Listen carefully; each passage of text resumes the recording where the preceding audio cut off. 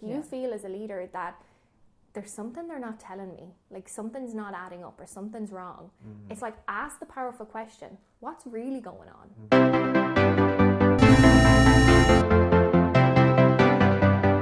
Today we're super excited because, as you can see, we have our very first guest in our channel. Shauna is founder of Operate Remote. Yes. And tell us a little bit more about what you do. Yeah, so essentially I work with remote teams and hybrid teams to help them create sustainable processes so they can live into the value of flexibility more and just be happier in their work. So I know very important nowadays. More relevant than ever that more companies are perhaps remote than companies that are working together. Who knows? I don't know if you know that stat actually. I don't have an exact stat right now because what we're seeing is a lot of companies are transitioning into a hybrid workforce. So they're giving their employees the options, which I think is a good way to look at it. So they're saying, do you want to come into an office or do you want to work remotely? What the stats and the research is showing right now is that nobody wants to go back to an office full time. So that we know for sure. So there is a level of flexibility that everybody wants. But of course, with that flexibility comes great responsibility. Shauna actually found us through our other video called Turning Work Mode On and Off. Here's the link if you want to watch that one. That video is a lot about burnout and staying motivated and working through this type of Zoom time. And so we're really excited because Shauna actually specializes in that. And so that was so cool to get connected. And I actually wanted to ask you, this is a completely new, I don't even know if it's an industry yet, but it's definitely something that is more being talked on now because everyone has had to work remotely. How did you find that you wanted to specialize in that? And were you working from home before the pandemic? Like maybe? Yes. Yeah. Yep. So I was working for Shopify, so a multinational company. I was working from. We love Shopify. Yes. We use it all the time. Our clients all the time. It's amazing. It's amazing. But I was working from the west of Ireland, so I was working remotely, and I was managing a remote team across 9 different time zones. Plus I was managing. I was a partnership manager, so I used to look after agencies across so many different time zones, and I was reporting into the head office in Canada. So it was a really interesting environment because it opened up my world to so much, but it was also really challenging. There was burnout issues. I could see my team burning out. There was challenges with leadership, leaders that couldn't build relationships or trust online, leaders that didn't have the emotional intelligence to read how to create empathetic environments, challenges around the processes. So us as remote employees feeling really left out compared to the office colleagues. So long story short, that brought me back to university. So I studied innovation management and I researched remote teams for 1.5 years. And what I was able to do was I was able to change some of the process within my own team for the better. And then of course my agency partners said to me, Shauna, can you come and help us? We want to attract talent all over the world. We're struggling to find talent in our city or in our location. How do we go remote? And from there, the seed for Operate Remote was planted. And I worked with some of these businesses on a consultancy basis. And what I realized quite quickly was that it wasn't just the processes, the technologies and strategies that they needed. It was in fact a mindset shift oftentimes as well. So I qualified as an executive coach. So I kind of bring both of that into it. I bring the psychology and the coaching and the emotional intelligence coupled with the processes and the strategies. And that's where I think where teams are at. Like even for example, if you see teams now that are experiencing burnout, we can tell them to manage their time better or to manage their calendars better or to put do not disturb mode on Slack, as you said in your last video, which is great. But if the mindset of the leaders aren't developed to truly lead by example and create psychological safety, then it's not going to stick, it's not going to work. Ooh, tell us about that term, psychological safety. Yes, so psychological safety is our ability as employees to feel safe to do something. So it could be to feel safe to take a vacation, to take a lunch break, to switch off at 6 p.m. So if we don't have that safety present, then we're going to be going into overdrive. We're not going to feel safe to be able to do those things. So it's a term that's really, really important in the workplace. I think your video the last time was a really good example of that because you guys as founders are leading by example, right? So in turn, that creates a psychological safety where your team think, okay, if they're doing it, I can do it. a lot of companies don't have that element of safety. So you have people that have a fear of doing something that's best for them. Sometimes it's the fear of taking the vacation. I've seen this loads recently, where it's like, I can't take a vacation because if I take a vacation, then I'm not going to be looked at, as a hardworking employee. Right. And I think it's also, I think the whole world is shifting to understanding that you cannot give if you don't have that to give. So, and like, if you don't have that like peace of mind and the ability to like step back and like have a moment for yourself, you can't have the same ability to perform best at work. Yeah. So it's interesting that you're mentioning that as something that people, I'm sure that's a new term as well, like psychological safety. Right? Yeah. So really, I suppose when it comes to flexible environments, what we need to do is we need to revisit how we manage performance within our teams. So we need to think about how we measure the output versus the input. So it's not about how many hours that you work. It's not about starting at 9 and finishing at 5. Right. That doesn't work for a lot of us. It's about embracing our levels of flexibility, embracing when we're in the flow, and focusing on the output at the end of the week. Yeah. Like these are the 3 or 4 outputs that we want to look at. Let's look at the quality of that. Let's measure that. Right. And when you start to have that shift, it creates more psychological safety, so people can really embrace when they are in the flow. Like at the end of the day, we are in a pandemic still, right? So it's like, the isolation, the overwhelm, the stress, how much of that is coming from work, how much of that is coming from the way the world is. Yeah. Like we have to take that into consideration too. But when we really start to embrace that, then we can create amazing team cultures. So like one company I worked with the founder, and he had a sleep disorder where he would sleep at very weird patterns throughout the night, and he would wake up during the night, and then he would work from 3 a.m. to 5 a.m. and then from about 6 a.m. to 10 he would go back to sleep for a few hours. So from 6 to 10 a.m. in the morning. But of course, he was the founder of a company, and he was like, I need to be online for my daily stand-ups at 9 a.m. And I said to him, look, what if we actually embrace the way that your sleeping pattern is and embrace that flow, and if we move that daily stand-up to a term called asynchronous communication. Asynchronous communication is our communication in delayed time. Like Slack. Like Slack. In Slack, they have bots that you can add where you can automate your daily stand-up. So everybody gets a window where they can answer, this is what I'm working on today, this is what I'm working on tomorrow, and these are my blockers. How cool. And it's all in a team channel, so everybody can see that. They can answer it between 7 and 10 or 11. You have your data, historic data, which is good, and you don't require people to be online at the same time. Then what you can do, so you're saving everybody the guts of 30 minutes, sometimes 45 minutes, depending on your daily stand-up. I've seen them at an hour sometimes. And you can use the time that you would have spent in the meeting to discuss blockers. So it's much more creative, it's focused on problem solving, innovation. Right. So that's really embracing flexibility, and like that's the way we're going. Yeah. That's the way we're moving. Like we've been so masculine about everything. It's like 9 to 5, we have to be online. It's all about productivity, hours. You need to be seen at the desk in order for me to trust you. It's moving away from that completely, and we're really stepping into, how can we sustain ourselves in order to do our best work? As you were saying, around the creativity and the innovation piece. What are some patterns that you're seeing within different people and different companies that keep on reoccurring? Things that are perhaps more practical tips that say like this is something that 100% I would recommend changing right away, kind of thing. Yes, I know you guys spoke about meetings in your previous video, like just not having quality meetings and having meetings for the sake of meetings, and in larger organizations adding too many people to a meetings not having for the sake of meetings is such a great way to put it. It's there's so much low-hanging fruit with your calendar, and I think for anyone, I have what I call a spring clean checklist that I send out to my clients, so you can use it at any season, but it's really just going through your calendar and looking at every single meeting and asking, is this adding value to me? Am I adding value to this meeting? Do I need to be here? Can I delegate it over to somebody else, etc., etc. So it's just getting curious around what's in your calendar. So it's moving from that reactive mode into the proactive stage around your time and your calendar. Yeah. And I think, people have the opportunity to now ask, what actually works for me? Like for me, I would have tried to previously, like a couple of months ago, I would have tried to have all my calls on a Tuesday and a Thursday. And I would have crammed them in so I had 3 days of uninterrupted time. Now that doesn't work because I'm exhausted at the end of the day on a Tuesday and Thursday. So I'm like, I can only take about 3 calls a day. So it's like I can space them out and I feel better.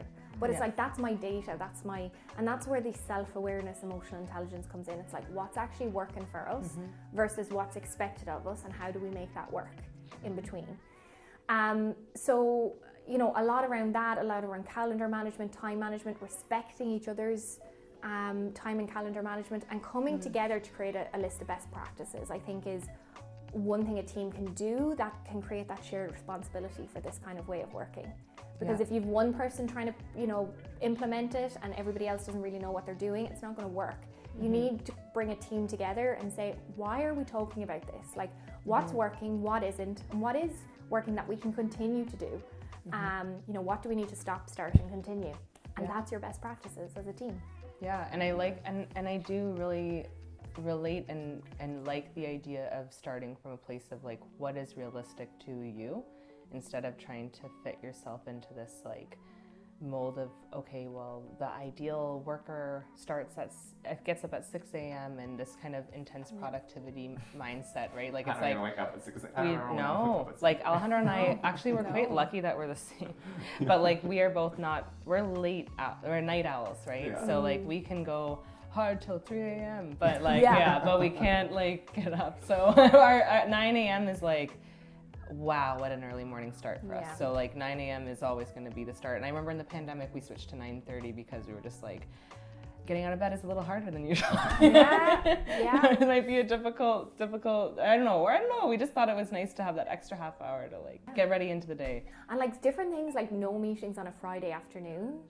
Like, no meetings on a Friday or Monday was what we decided. And you Yeah. probably saw that in that video. But we were just like, oh, that's really hard to, there's days where you're performing. And that's, Tuesday, Wednesday, Thursdays when we get up and we put our makeup on and like get dressed appropriately. And then, we're like, okay, these are the performance days, right? There are certain industries that are like, get it done. Like, we need to get this press release out. So what would you? Yeah, like I work a lot with startups in the tech space, and it's like, tech. Funding and tech, and it's like, okay, go and get to the next series and the next stage. And it's, so in that, like, I think there's a particular type of person that works best in that kind of environment anyway. So I know that's kind of before you hire somebody, but I like to think of resilience, rather than how do we mitigate burnout, it's how do we build resilient cultures. So we know this is coming. So with one of the startups I worked with, they had a bit of downtime where things weren't as busy, there wasn't as many projects, but they knew the busy time was coming in a couple of months.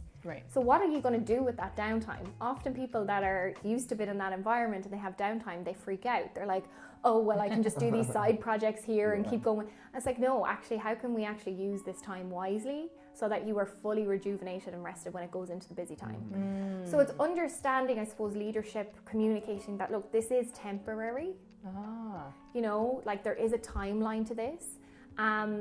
Creating mutual accountability.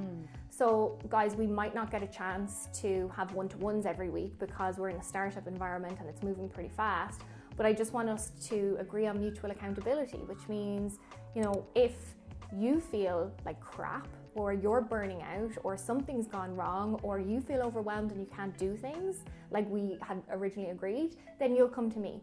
And for me, I'll come to you if anything changes. So it's creating that trust and that mutual accountability. We can still speak up if things aren't okay, but when we're so busy, we might not be as proactive in checking in. So we all have to take that responsibility. Like it's half and half. It's on us as employees and 50% on the employer as well. Yeah, that's such an interesting perspective that you're dividing. Well, it makes sense that you're dividing the employee and the leaders, right? The leadership team. And I think that I really appreciate when an employee can say, hey, I'm feeling overwhelmed, can we figure it out? Because I'm like, let's figure it out. I mean, it's just so much better than if somebody's silently suffering or chugging along. And I know we've kind of fostered that, and some employees are more open to it, and some you have to kind of pull it out of them. I think also they feel resistant to sharing because they're worried they're doing something wrong. The other thing too is I was just going to add on to that and say that, since we're working remotely, it's very different because before you could just go and see them working, and maybe you can sense that they're maybe stressed, but now that we're not there, it's like easy for us to like keep on adding tasks to their task list without not really realizing or seeing how they're doing on a day-to-day basis, right? So it's a bit more, and yeah, so we are, maybe it's a matter of promoting that, you know, like you said, mutual accountability, and just talking about, hey, listen, like let's if you ever feel overwhelmed, like let's talk about it rather than you suffering in silence, like you said. Yeah, and there's other things you can do around that, you know, especially when we're like 55% of how we communicate is body language. So we're missing that. So there's things that you can do, you know, to really check in with employees. Something I like, which is super simple, is, you know, before your stand up or your meeting or whatever, is just to say, look guys, how are you doing today? But I don't need you to tell me or to speak. I want you to find a GIF and post it in the window that really describes how you're doing, where we're meeting you at today. So you know, if you get a GIF where someone's pulling their hair out, you know, maybe you're going to check in with that person after the meeting one-to-one. You know, so just, you know, things like that can really help. I still think one-to-one and seeing people over video call is so important as leaders. That, like, that's with your intuition, understanding, you know, what's in front of you, and it's like working with that. If you feel as a leader that there's something they're not telling me, like something's not adding up or something's wrong, it's like, ask the powerful question, what's really going on? And, you know, I worked with a leader, you know, at the start of the pandemic, and he's a great leader in a multinational environment, like senior, has loads of experience, in his 40s, and he said to me one day, Shauna, I'm so upset because 2 of my best people have just left my team. And he said, we were in constant communication, we were having one-to-ones every week. Where did it go wrong? They just handed in their notice. And I said, what was the one-to-ones like? And he said, I didn't see them, we didn't have our video camera on. And he's like, now that you say that, they were saying they were okay, but if I could see them, I probably would have known that something wasn't okay, because they were burnt out. They left because they were burnt out. So it just demonstrates the importance of us actually seeing each other. Like, it is a huge element of that. So it's, even though it, you know, when we're in a startup environment, it might be quite difficult to say, what's the ROI of us having all these one-to-ones? You know, the ROI is retention of your team. They changed as soon as we started to implement one-to-ones, and at first I'll admit we didn't have them structured too much. We had them, you know, maybe twice a year, sometimes it'd be 3 times a year. Like, it was something that sometimes would get pushed, right, which isn't great. But then as soon as we made it a thing where it's every quarter we meet, right, and we actually created a roadmap and wrote down, you know, what we're seeing and what could be improved. It actually really changed the whole game. Everyone was much more empowered, and some of them didn't even, which was shocking to us, but some of them didn't even realize that they could move ahead. And we were like, what? Of course, you know? It's like you feel like you need, sometimes you feel like this is something that they'll just naturally do, but it's important to give them space to say no. Like, if you come to me with a better structure for you and you want us to see if we can adapt our schedule to how you work best, I'm thrilled to hear that information, right? It's not, don't be scared to do that, and it's also so important for them to understand what we want from them too, and where we see them, and acknowledge that, right? Totally. Instead of like asking questions, this is one-on-one, we do have questionnaires. So we present a questionnaire to them like days in advance, being like, this is what we're gonna talk, like, and feel free to like write down notes and so that they have the time to think about everything and to express what they want to express, because sometimes in this one-on-ones you can like miss certain points. Oh, I forgot to talk about this. So at least this gives them the opportunity to think about it, let it simmer. I love that. And it'll be like 3 questions. It won't be anything too crazy, just to guide it. But that's such a great idea. And one other thing that works for other kind of startups when they're super busy is just creating an open forum. So for leaders to create like a Calendly link, which I believe they have a free account for 15-minute slots. And maybe it's like a Friday afternoon or a Friday every 2 weeks or even once a month, where you just share it out with the team and say, if anybody wants to chat about anything, like agendaless, here's, you know, so if something has come up that they want to discuss. So it's a nice way. You could also do, like, in large organizations and smaller, you could do like the AMA style of communication, ask me anything, which is fun because you might get questions on like, where is the direction of the company going? And it's like, that's a very good question. Sorry, we haven't communicated that effectively enough, you know? So Or it could be something like, you know, where'd you get your hairstyle? Or, right? So it's like, yeah, it can be very different. So it's important, I think, that we reality test all the time, because like I wrote a topic about this a few weeks ago, which is called like the remote rabbit hole. So we go down the rabbit hole when we're working remotely around certain things. You know, someone's mad at me, I'm not going to get that promotion, there's no growth in this company, you know, my colleague is not talking to me. We go down this rabbit hole because we're isolated alone. We've no one to reality test. You know, we've nobody to reality test off. We get sucked into our own thoughts in our own world instead of being pulled out into a different perspective. And like you said, there's so much evidence in the real world, in body language, in that we can grasp from, and like it's almost like, yeah, like you said, like I can see how anxieties can get in your mind easily when you don't have the evidence to prove it otherwise, right? Yeah. Like if you were in the office and, you know, you were in a meeting, and this is an actual client story of mine, but a director was in a meeting with the CEO, and the CEO made a comment that she believed was directed at her. And she spent the whole weekend ruminating over that. That when I met her for a coaching session the next week, she was like crying. And she was like, I think I have to leave.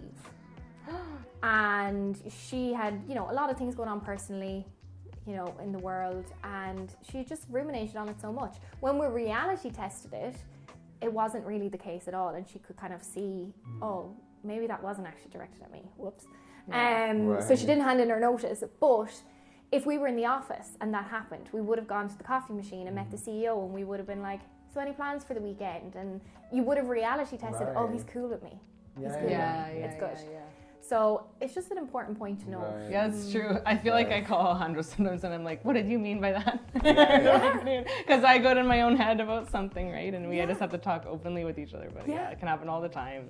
This is a bigger question, but do you feel that this remote working is largely positive or largely negative? And what's your perspective on that? There's a huge shift happening right now. So I think it's one of the most positive things that has ever happened in the workplace. Like we've been working 9 to 5, physically present at a place since like the Industrial Revolution. So I think it's huge. I think it opens the door to so many possibilities, different qualities of lives that we've never, you know, a lot of people haven't experienced before. It's given people back a lot. I think what we have to remember is remote working in a pandemic is not normal. Right. The reactions around burnout, okay, we see that remote teams before the pandemic have a more tendency to burn out than office-based teams. So we know that. But we also know that it's way heightened, that challenge right now. So it's, in a way, a normal reaction to an abnormal situation. Right. So once I think, you know, we can start to really embrace the true benefits of working remotely, like travel, like coffee shops, like going to different locations, retreats, all of those kind of things. And that's not for everybody either. Like that's not why some people work remotely, right? So it's different for everyone. I haven't gone to a coffee shop since the pandemic started. Like I haven't. It's making it work for you. But I think the secret is creating a remote first culture, where it's a culture built on remote. And there's so many companies out there that do it so well. The likes of Buffer, the likes of Basecamp, you know, they're kind of two of the top companies that do it really well. But it's especially in the tech space, it's definitely the way to go. But I would recommend any company that's on the fence about it is to collect data from your team and ask them, like, what do you want to do? Do you want to work remotely, or do you want to be back in the office full time? Or hybrid. For some companies, hybrid might not be possible either, right? It might just be too much to manage. But I think, like, for the companies I work with, which are very much in the tech space, like, it makes so much sense. It's like you can hire globally. If you build an infrastructure on remote, then your infrastructure supports time zones and languages and cultures, and it's like you can start to diversify your entire business model. It's pretty cool. And thank you so much for giving us such a depth of perspective from not only the leadership side but the employee side of how to create a sustainable workforce in this new environment with so much rapid change. I think a lot of it comes down to that grounding that you keep talking about, you know, self-reflecting, being realistic and empathetic, right? Absolutely. I don't know Yeah. if there's any other last thoughts that you have, but that you want to share. No, but- just thank you for having me. I really appreciate it. And tell everyone where they can find you. Yes, so you can find me. I don't think I've looked at the camera once. Yeah, that's true. You can. We're breaking the third wall. I know.